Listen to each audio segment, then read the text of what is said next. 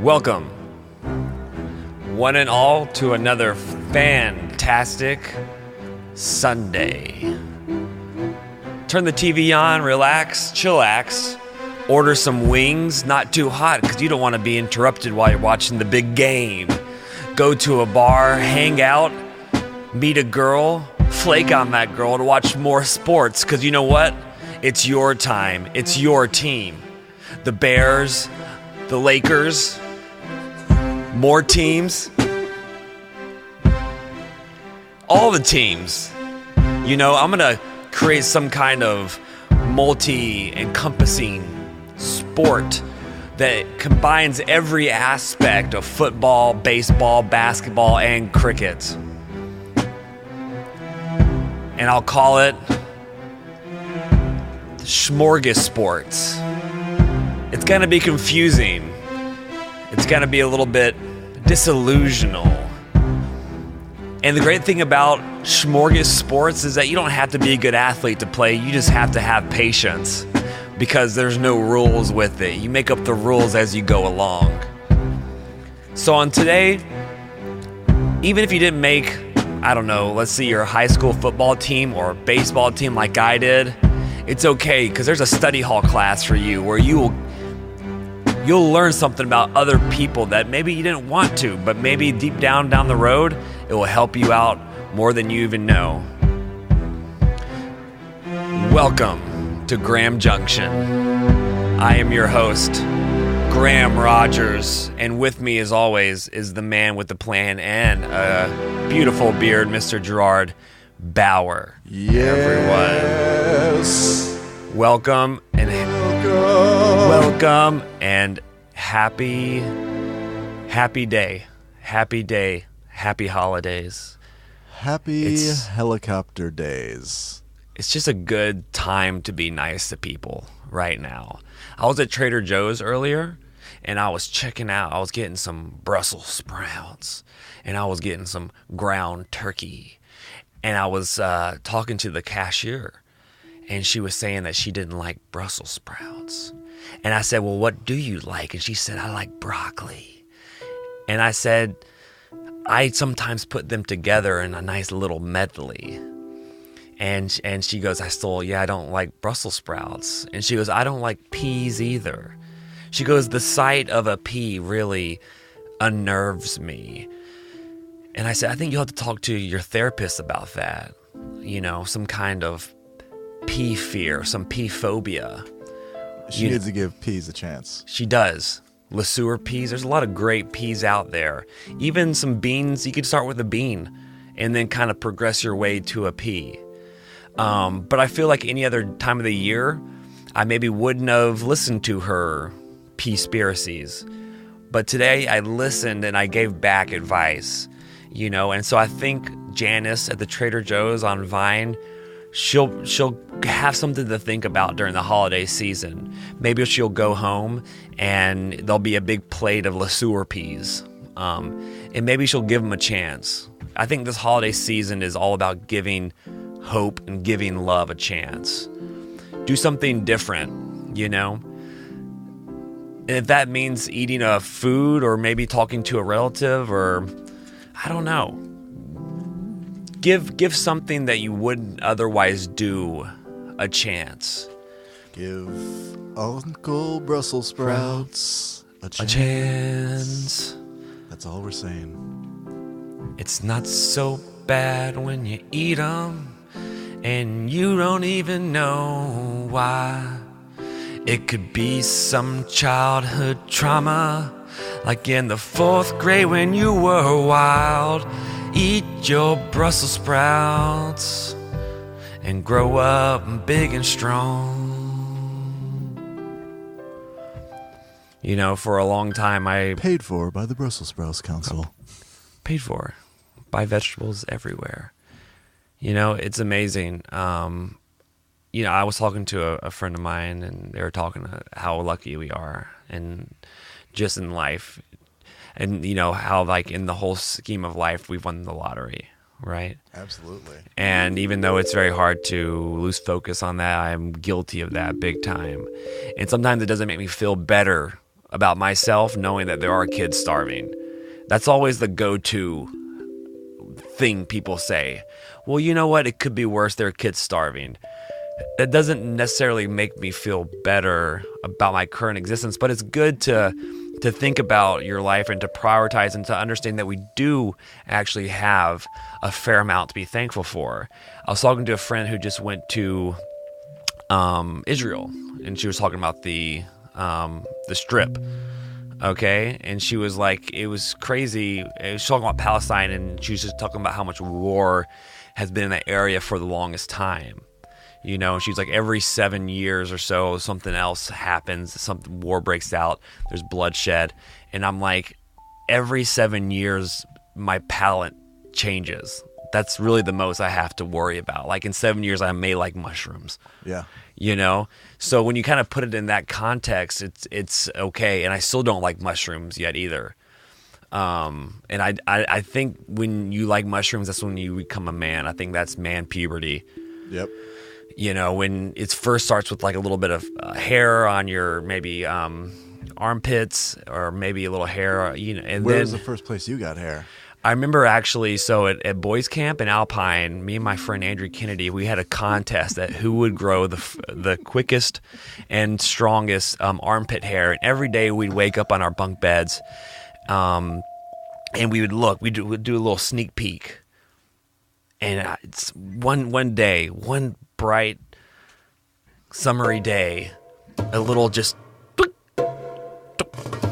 like one little baby armpit hair, you know. It looked like it was just trying its best to be something that it wasn't. Do you remember those armpit hairs that just weren't quite confident enough? Yeah.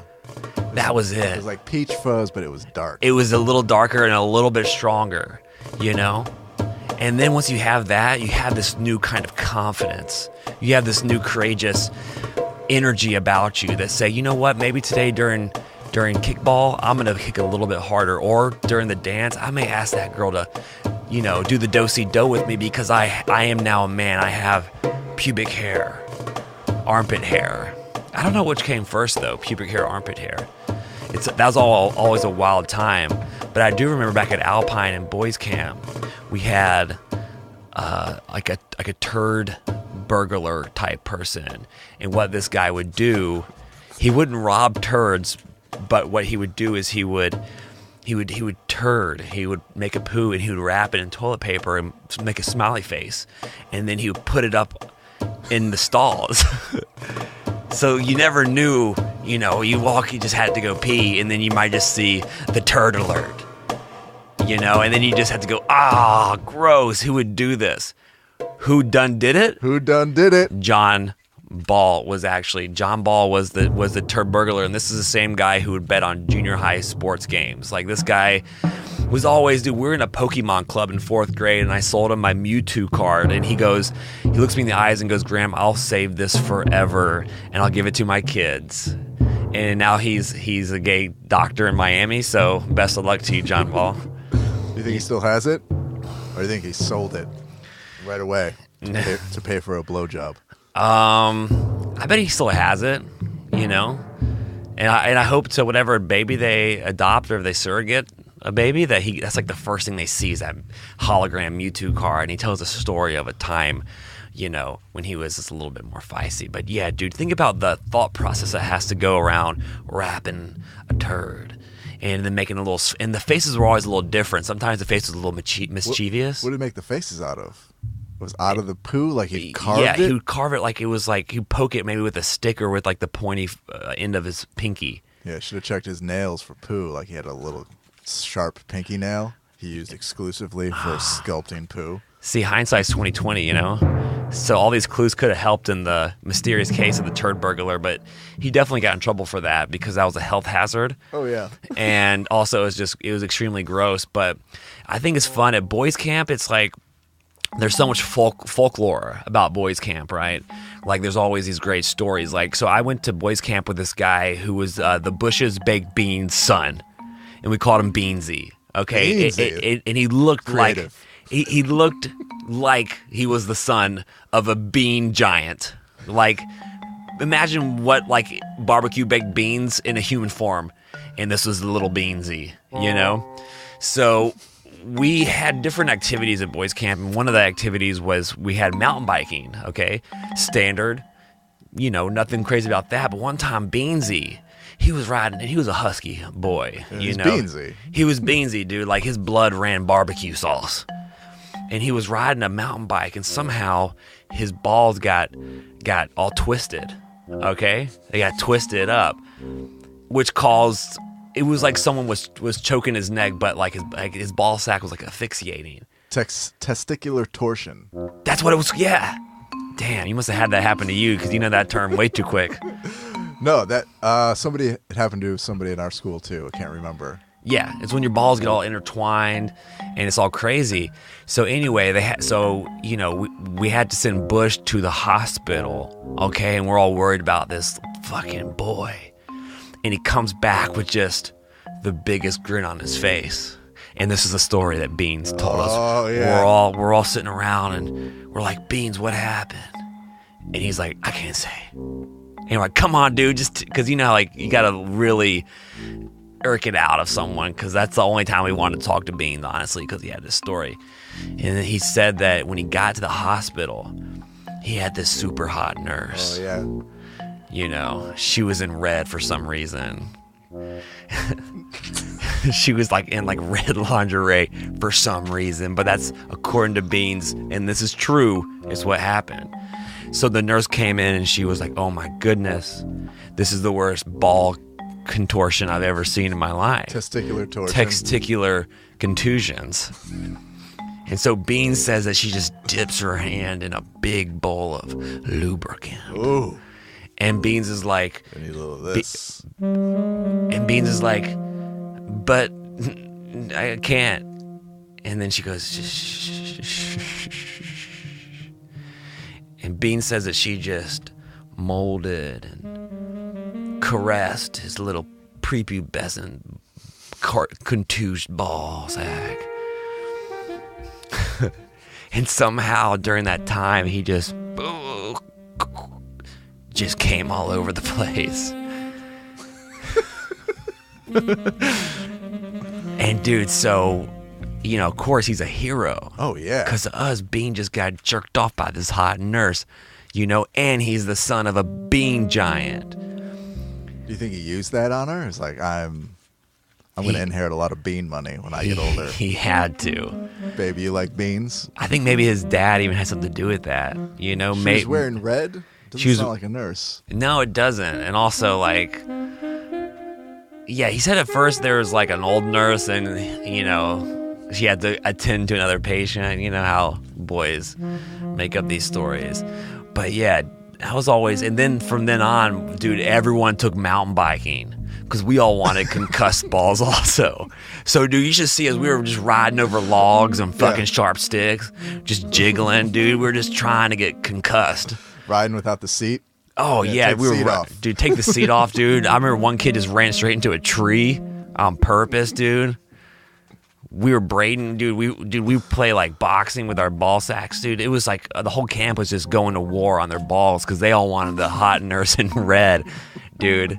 Because we all wanted that same story. So I hope Beans is doing. I hope Beans is doing good, man. I don't. You know, from there, honestly, there's not a whole lot you can. I mean, that's such a great place to be at a young age. Like, that stuff doesn't usually happen until you get more mature. You have those little wins in life, you know, those little victories. God hands you something, and he's like, good job. Great job. Great job. You know, you don't necessarily deserve this, but I'm going to give you one for the team, you know? Like, there was one time that I was working at the Hollywood Improv, and this girl was on her laptop, and I was thinking that she was, you know, like an agent working on scripts or like doing some business, managing clients, doing business, searching, checking work emails. Turns out she was doing homework. She was a student. She was waiting to see Dane Cook. But guess who she got instead? Graham Rogers. Equally as handsome and as funny. So somehow I convinced this girl, beautiful 18-year-old girl, to come hang out with me for the weekend. I didn't deserve it, But God goes, you know what? This is what you get for doing so many open mics. Here's a freebie. Yeah. Here you go. And I was very appreciative of that. You know, it didn't work out in the long run, just because of maturity. There was a maturity gap. Yeah. She was way more mature than you were. Yeah. She was like correcting me and telling me how I go about doing my taxes and stuff. Yeah, she had a higher credit score, 401k already. Yeah. Yeah, she had braces, dude. That's adult. She had braces, dude. That's maturity right there. Like, just to be, you know. She had dental care, is what you're saying. Yeah. She had it on. Dental plan. She was on top of her shit. Yeah. But like, it was like, yeah, and even like, you know, but like what we wanted to watch was always a little different, right? Like she wanted to watch like Lizzie McGuire. That's pretty young. Yeah, because that's like what kids do now. They watch Lizzie McGuire. Hey. Who played Lizzie McGuire? Guido Sartora. No, that would be who played Lizzie McGuire? Is it Hillary Duff? Hillary Duff, dude. And she had that single that was so hot. During that single she came out with, dude, we was dancing. This Hillary Duff, dude. Oh my God, I went to this party on Friday night, and it was a Britney Spears themed party. So I go there, and dude, like people in LA always like to do up their parties, you know? So walk in, it's a loft. The moment you walk into a loft, you know it's gonna get swanky and fun. First thing I see when I walk in is a life-size submarine. A submarine made out of steel and aluminums. And inside the submarine was shag bedding. Shagadelic, baby. So I would go in there and talk to a guy friend about things for just a few minutes because it got hot in there. But in another life, I would have been shagging in the submarine. Shagging in the submarine. You could get up at the little, like, up top. You get up and you could look at the party. And you could see, who is it? Who am I crushing on? And then I saw this girl, and she was looking at me all night. And I came down from the submarine feeling very nautical. And she says something to me, and she goes, "Can I smoke your vape pen?" And I said, "You better believe it." I said, "Where are you from?" She says, "Colorado." I said, "Are you from Denver?" She goes, "No, I'm from Woodward, Colorado." I said, "I don't know nothing about that, but take my vape pen." And throughout the night, I became her vaping daddy. Ooh, vape daddy. I was being used for my vaping. But one thing I did notice about some of these parties, dude, there were some models there, you know, because I only go to party with models, okay? I didn't come with them. I didn't leave with any, but we're in the same area, so we're kind of dating. You're sharing the same air? Dude, almost first base. It's almost like you're kissing. I brushed up against one shoulder on accident. Marriage material. Hello. But you know what that's about models, dude? Models are just so hot. They don't sit still. Models just float. Yeah, they flitter. They just flitter. They're like little Tinkerbells, because you know they're so pretty, you know, that they just go from one great conversation to the next. Yeah. There's never been a bad conversation. Like this girl, she was just like so full of freaking fun. Like this is how good. Like she was on mushrooms and she wasn't even. She wasn't even like getting into the profundity of. She was just being hot, and it was beautiful. You know, if I take mushrooms, dude, I'm going down a big old ravine of, you know, some really weird thoughts and probably throwing some things out of the, you know, my mind closet. But she was just being, you know, what she knew best, and that was model. Yeah. Model. How nice would it be just if people were just kind to you wherever you went and wanted to meet you and wanted to know things about you? Dude, it would be so nice. I mean, the only people that want to know stuff about me are the gauges at the gym. So I got to take it where you can get it, right? Yeah, I think it's okay. It's okay, dude. I really enjoyed it. But yeah, like, so we went to this other bar, okay, and there's this long line, okay, and we're with models. And you know what I always say about a dude rolling with 4 models? Probably gay. He's probably gay. Okay. He's probably a friend. Yes, exactly. And she just like, you know, naturally like the dudes and like, you know, the other girls kind of trickle into like the line. Yeah. But the models, they're just like, no, we just go into the club. We don't wait in line. And they didn't. And they went in and we waited in line. By the time we got in, the club was closing. Perfect night. Great night. I mean, you were standing, and you were in the same line as the models. So in turn, we were kind of, once again, dating. You know, we were in the same lines. You know, we were outside together, togetherness. We were dating. So, but yeah, I just kind of noticed that about just models in there. They're floating. I just feel like, I don't know if I could ever really date a model, but I could, you know. You just got to say that sometimes. Right? You don't want to tempt fate. You can't be like, hey, God, I can date a model. And then it'll be like, fuck, you can. You will never get it. So you got to be like, oh, no, I'm not. Yeah. Not worthy of a model. You got to be really humble about Yeah. if you ever to date a model. Because you just have to be really, you'd have to know that they would be hit on. Like, dude, I was really impressed also by someone like these guys that were just they're so out of their league. But they would still come up. Like, there was this guy that looked like me, but more rednecky.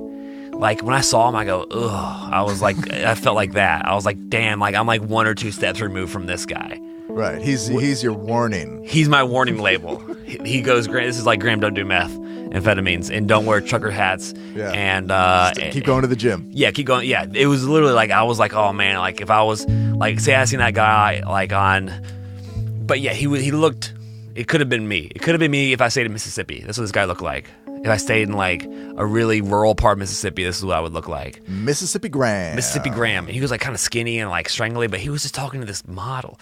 Like he had something to do with it. But you know what? She was just liking it. And I thought that was really cool and neat. And I think it's good to be, I think it's important to aim out of your league sometimes. You got to, man. You know, I feel like I aim out of my league with everything in life. Like, I feel like sometimes everything is just, I feel like this whole experience, it can be completely out of the ballpark. You know, you got to just keep swinging until you hit a home run every once in a while. You know, they're there. You know, if you're pitching me balls, I'll hit a home run once in a while. I did it in 8th grade. Swing outside, man. I'll chase it. I'll chase it. When you least expect it, boom, there I am, taking a shot. And then that home run just is there. And it's just cool, you know? It's cool. For the holidays, dude, you got to hit those home runs, you know? But I was just, like, thinking about, like the barriers to entry. You know what I'm saying? Oh, yeah. Like, I was thinking about, you know, like, what it is, like, that is holding me back from becoming the person that I want to be. And I think about those as, is it me or is it everything else? I think I'm going through a kind of an existential crisis right now. So I've been really thinking about really putting my energy towards, you know, I guess figuring out what it is that I can do better in order to achieve what I want to achieve. And I think one of those things is just being open and honest. And so I've been kind of practicing that, and this mic's kind of fumbling a little bit. Oh, just about to tighten it up. Yeah. Just tighten that knob. This one right here. Yeah. But I was just thinking about how special Christmas is, dude, and like just what's the best present you've ever gotten? I mean, because the good things that come into your life, they don't come on, you know, when you're older, they don't come on Christmas. They come, you know, in like other ways. Like on Arbor Day. Yeah, Arbor Day. They come at random. But as a kid, definitely a bike at one point. It's probably 10. Yeah. Oh, no, shit. That might have been my birthday. Damn it. Christmas. Oh, I really wanted one of those big-ass trampolines when I was a kid. You know, the big ones, the ones that people get hurt on. The ones that people break their necks on. Yeah. I love those trampolines. We used to sneak out in the middle of the night and go find people in our neighborhood who have them, and you jump on them for like maybe 15 minutes before somebody woke up and was just like, come on, get out of here. And then we would just That's bail. so creepy, dude. If I woke up and they were just kids on my trampoline late at night, I would be freaked out, dude. I would not be cool with that. So I was super excited. I would really want a trampoline. And instead, I think it was a joke. Had to have been a joke. My dad bought me like one of those tiny jogging exercise trampolines. Those are never any fun. Those should never even been invented in the first place. The jogging trampoline? Who are you kidding? Yeah, I don't even know what the point of that is. Like, you sit there and you bounce on it? But, It's just... yeah. We got revenge because we set it up in my living room, and then we ran through the hallway, hit it, and then jumped onto the couch, and we broke the couch. So, fuck you, parents. Joke's on you. Fuck you, mom and dad. I think there's something very, very like sad about getting someone a present they're not excited about because you can see it in their eyes, you know. Like I remember one year, I think parents do that on purpose also, just to kind of fuck with their kids, you know. Like maybe I forgot. I don't really. I mean, I'm thinking of like I think the best Christmas present I've ever gotten was like a GoPed, like a motorized scooter was a really good gift, you know. And I was like during that age where like you just wanted one. And my friend Chase Darnell, he couldn't afford one, so he would just ride his bicycle, and we were all on our motorized scooters, and he just pedals so fast, you know. And we would never. He was just like pedaling the machine, dude. And we were, I'll be sitting my big husky ass on my GoPed, dude, like exceeding the weight limit, and Chase just ferociously riding his bicycle. You know, we'd ride and get root beer floats and stuff. It was so fun. And he shows up right when you guys are done. Yeah. Yeah. His calves are burning so bad. His thighs are on fire. But I think, this year, dude, I'm just I'm gonna go to Alabama to see my brother and everyone, and so I'm just excited to go see some family, you know. And also, it's exciting. My dad is now out of jail. He's out, dude. That's really exciting. It's cool because now, like, you have certain freedoms. You know, like, one of those things that I enjoy now is that, like, we can call whenever we want to, and we can, you know, he can text me back. It's very cool. But, you know, I gotta say he's a huge inspiration cause sometimes I get down on myself and I'm like, oh, it's already too late. And he's doing the same thing, but in a whole different context, you know, he's starting over in a whole different way. And so that's a good guy to look up to. You know, he has such a good attitude about it. I think you should have him move in with you and then use that to write a sitcom. That would be just the dad who just got out of jail, the son who's trying to make it in comedy. Yeah. That would be a hit show. Yeah. White collar crimes, too. We could call it white collar crimes. Where, like, the worst thing that happens is, like, not filing your tax reform. You know, like, and there's, like, no murdering. It's just, like, it's just all, like, computer, like, techie stuff that I don't even understand. I still don't even really understand what. Like, I'm so dumb, I don't even really understand what. Like, there was, like, 15 pages, and I'm just like, dude, I'll just deal with it later. Tax returns? Yeah, tax returns. Dude, I was in a car with someone, and he was telling me that he was an actor, and he didn't file his tax return for 6 years, and they finally got him. And he had like $26,000 saved up, and one morning he woke up and he had negative $100. He was like, what happened? Yeah, they get you. Took it. Man, just fill it out. Even if it's wrong, it's like it's better than not doing it. Because if you don't do it, then they can definitely come and tag you. But if you do it and you fuck it up, that's better. That's better. Way better. Yeah. You might as well just fill it in with arbitrary symbols. Yeah. Put some peace signs in there, upside down frowny face. Yeah. It's better than not filling it out. And I was like, dude, I'm so close to doing that also. I was like, luckily I have a friend who just hooks it up. But like, if I didn't have a friend, dude, like, that's not anything that I want to. I don't even like opening my mailbox. Dude, filing a tax return, like, you gotta look at the numbers, and you gotta, you know. I remember one time I was filling my tax return, and I gave it to my accountant, and he was like, "Is this a joke? Do you really make this much money?" And I was like, "Yeah." He was like, "How?" I was like, "Well, I just, you know, gotten used to it." He was like, "Damn, dude." He's like, "Damn." That's not what you want to hear from your accountant. No. Or your doctor. Damn, dude. He was going to charge me, but he ended up buying me lunch because he felt bad. Yeah, you don't want to ever hear that from my tax guy. All right, guys. Whew. That was another very stimulating episode of My Tight Hamstrings. You can find us on iTunes, Google Play. We got a proof for everything, dude. We're across the whole web right now, dude. You can find us on Pornhub if you search hard enough, dude. This is a fetish for some people, dude. Just a guy talking. Dude, you can find us anywhere. You can find us at a grocery store behind a bag of kale if you really wanted to. I'm Graham Rogers. And with me, as always, is our band leader, Gerard Bauer. And we'll see you before we all go off to do our Christmas tidings and good joys. So, till next time, I love you, and thanks for tuning in. See ya. Yeah, boom, down. Daddy's out of jail. Ooh, yeah.